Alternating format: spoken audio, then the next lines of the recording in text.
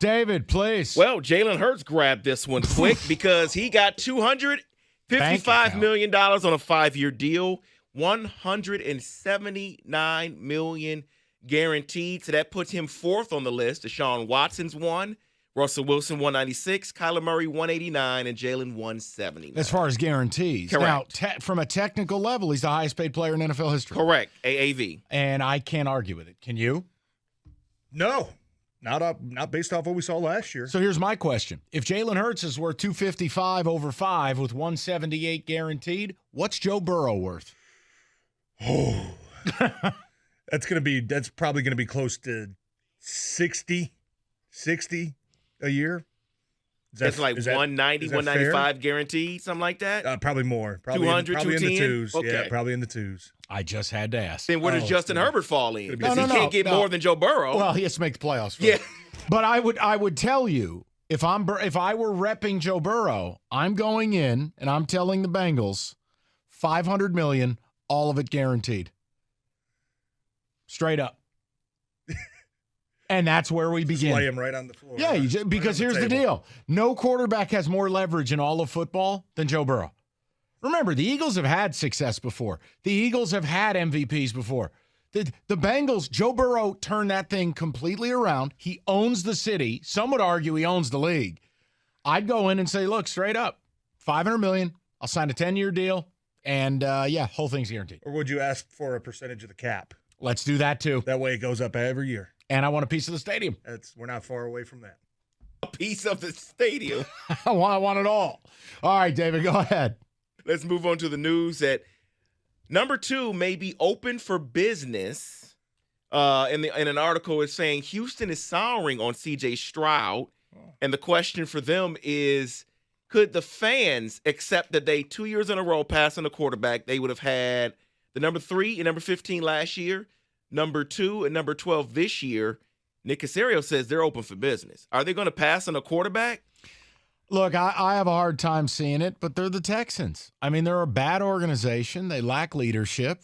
Now, you could say, well, Will Anderson's a great consolation prize. You have to be willing to get to a podium and say, hi, I'm starting Davis Mills, and I'm not being held hostage. Oof. I don't know how you do it. Go ahead, Teach. Is Caserio a Trojan horse to that program down there? There's a rumor he may be gone after the draft. Oh, yeah, I've heard about that. Yeah, he's supposedly going back to New England. Yeah. He denied it today, of course. Had to. I don't see what the pros would be in. Look, if you don't like another team, but if you don't like C.J. Stroud, my argument would be then you land with Anthony Richardson or Levis. Quarterback is quarterback. You have the need. You're picking number 2. They can't not do it, right? Again, Davis Mills. Davis Mills. They have to take a quarterback. They have to. 2 years in a row with 2 first-round picks in each draft. And by the way, for the people who always get upset at me and you can't tell athletes not to try. No, but I can tell the coach not to be a bleep hole. Never forget that Lovie Smith is the reason they're not picking number 1 and selecting the quarterback they really want in Bryce Young. Never forget that. That was incredible. He's somewhere smiling on the beach. Hey, even more incredible. Never forget the Jets winning a meaningless game in Week 16 is the reason they ended up with that Mormon bum instead of Trevor Lawrence. You are exactly right. Sorry, it's just a pet peeve, TJ. Carry on. Mike, who is your guy that you've been pimping here for Detroit? No one. Tyree Wilson. I've just said don't write him off because Gator hates him, but Gator never watched him. He's been pimping him. Okay. Well, he may not be available at 6, Mike. You don't trust Gator's breakdowns of players? Let's keep it on the rails, people. There is a Peter King report that says, I will not be surprised if Tyree Wilson is picked ahead of Will Anderson.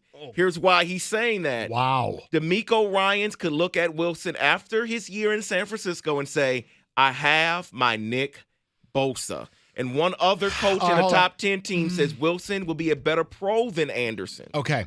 First of all, they're different, if I may. And TJ, when I say something inaccurate, stop me. They're completely different players.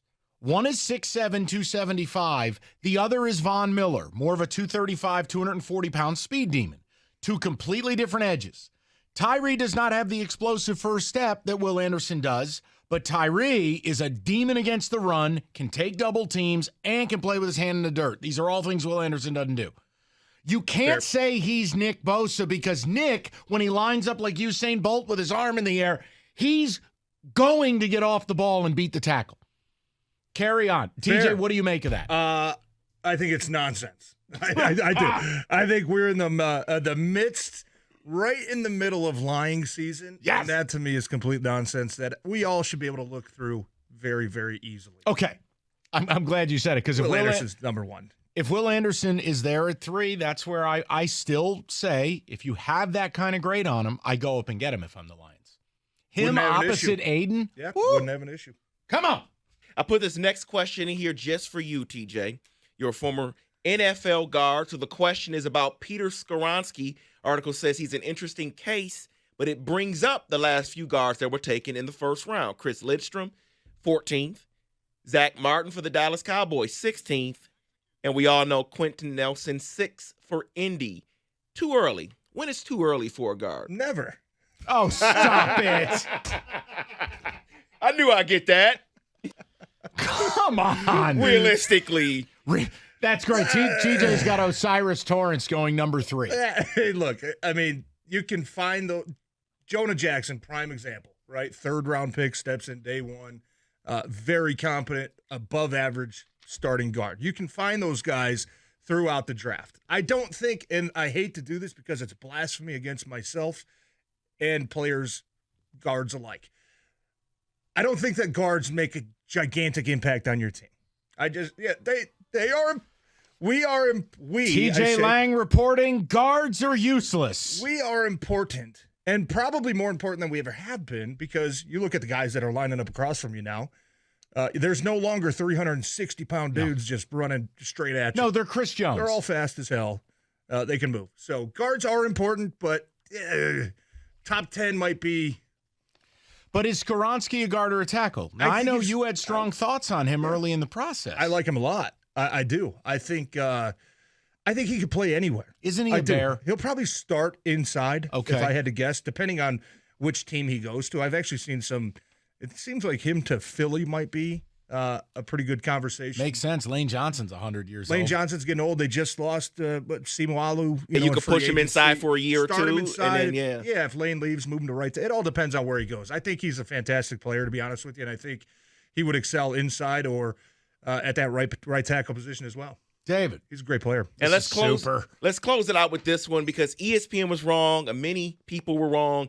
April 20th, 1998, ESPN published a magazine article with the headline, "Come 2018, Ryan Leaf, not Manning, will be strutting to a podium in Canton." They were wrong. Everyone was wrong. Who is the guy you were wrong about?